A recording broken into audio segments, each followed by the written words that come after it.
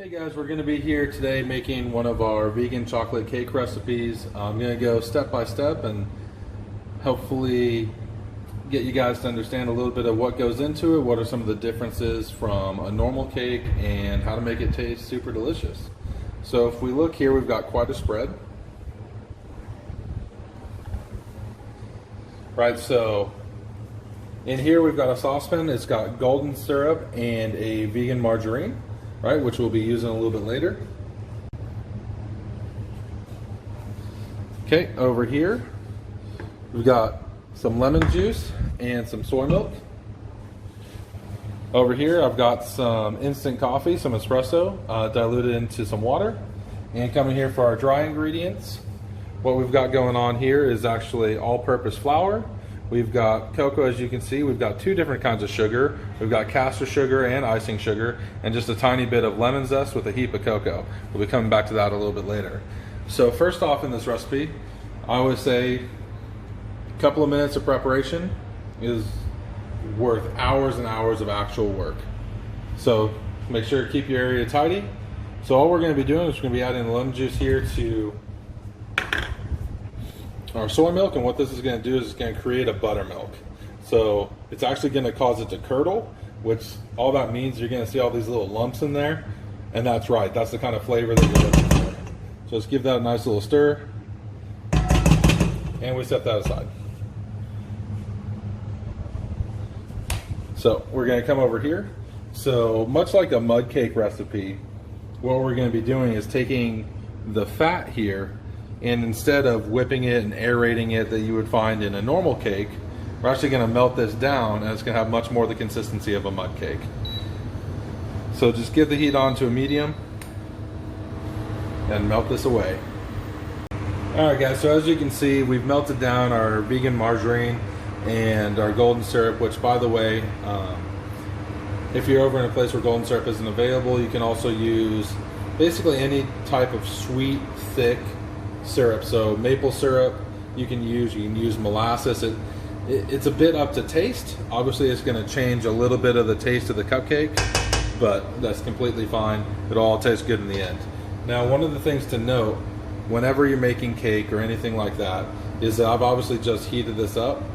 I don't want to just add this to everything else, right? Because if you got a lot of weird temperatures going on inside of your mix, you're going to get some weird baking coming out of it. So again, just heat it up just enough so that everything melts, everything comes together, and then let it cool back down. And with all the other ingredients, get them around room temperature. That way you're going to ensure that you have a good, easy, clean, level bake. So that's that. We come over here.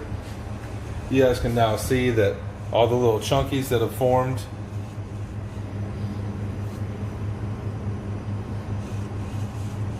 That is the actual curdling of the milk, and that's exactly what we're looking for. So that's good to go. That's going to be used a little bit later. Okay, so coming over here to our dry ingredients. Again, let's discuss what we have. One of the big things I want to talk about is the importance of sifting your ingredients together. Is if you try to mix this in with all of its clumps and everything else like that, it's no good. You know, it's not going to be useful. You're not going to get a good even mix.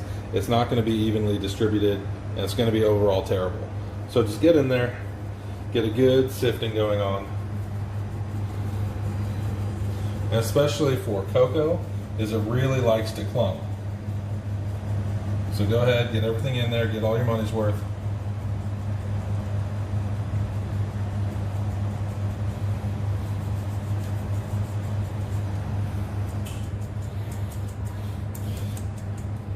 Now take that a step further. Don't just leave it like that.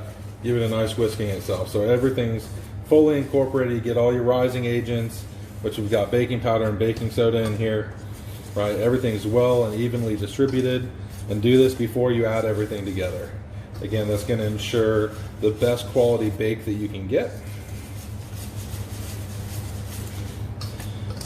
I will say that 90% of your end product quality is wrapped up in the mixing process. So spend your time here.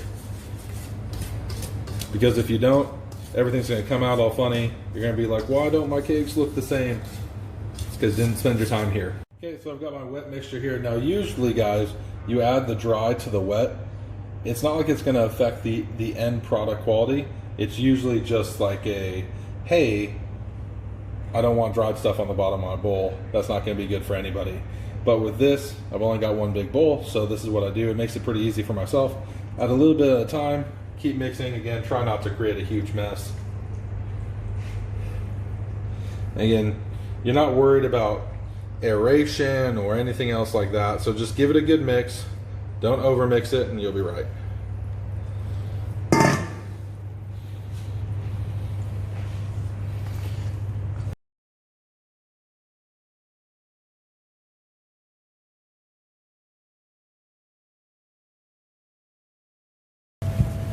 And this is the kind of consistency that we're looking for, guys. So it's gonna look a bit like a thick brownie mix.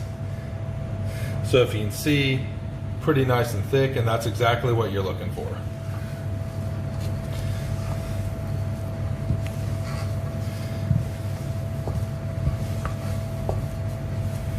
Again, if you feel it's too thick and you can't really actually spread it or mix it, or you've still got way too much flour, you may have mixed up a little bit of the weights at the beginning. That's fine. Go ahead and add a little bit more liquid. Again, whether that be water or just some of the leftover stuff in the bowl, absolutely fine. Go ahead, get that all in there. Again, if you have to add just a little bit more water, it's completely fine. There's no issue there. It won't mess up the rest of the recipe.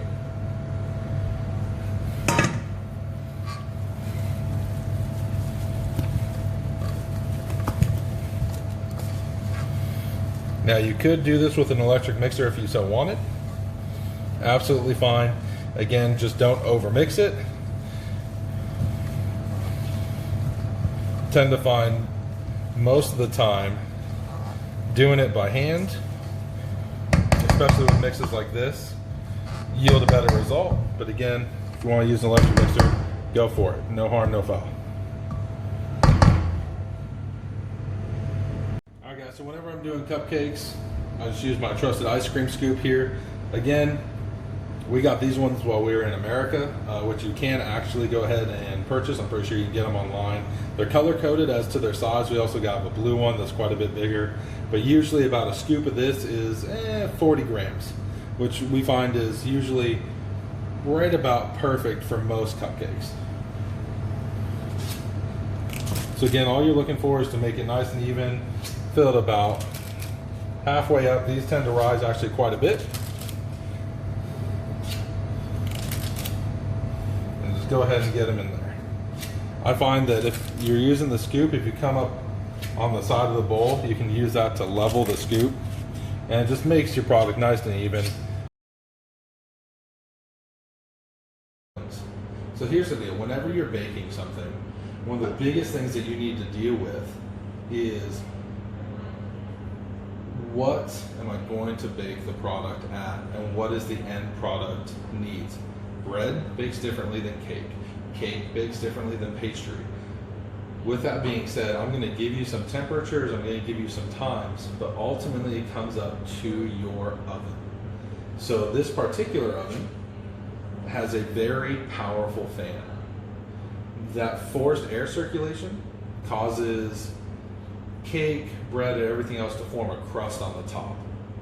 What that does for bread is awesome. What it does for cake is terrible. So with cake, you'll find that it'll crust over and it'll just explode out the side. So that's no good. I don't want it. So I end up baking my stuff here at a very low temperature, which is going to increase the time in which I bake it. At home, that could be very different for you.